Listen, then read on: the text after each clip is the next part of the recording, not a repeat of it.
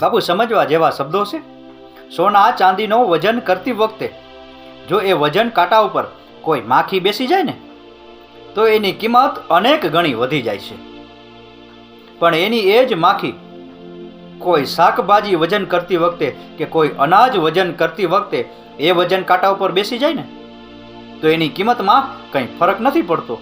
અને એ જ રીતે કોઈ સંત મહાત્મા, કોઈ સારા માણસ કે કોઈ સમજદાર વ્યક્તિ સાથે આપણે સંગ કરશું ને તો આપણી જિંદગી, આપણી કીર્તિ, આપણી ઇજ્જત, આપણી આબરૂ અનેક ગણી વધી જશે.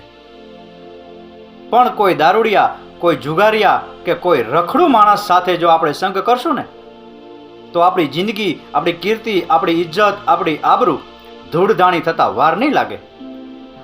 આપણી ગુજરાતી ભાષામાં કહેવત છે કે જેવો સંગ તેવો રંગ, જેવી સોબત તેવી અસર. એટલે કહું છું કે જો સંગ કરો ને તો કોઈ સારા અને સમજદાર માણસનો કરજો. જો મિત્રતા કરો, ભાઈબંધાઈ કરો તો કોઈ સારા અને સમજદાર માણસની કરજો. બાકી જે માણસની આબરૂ ગામમાં, સમાજમાં કે નાતમાં ના હોય ને એવા માણસની ડેલીએ પણ કારણ વગર ઊભું ના રહેવું. રાકેશ ગીરીના આ શબ્દો સમજાઈને વંદન. આપનો દિવસ શુભ રહે. મહાદેવ હર.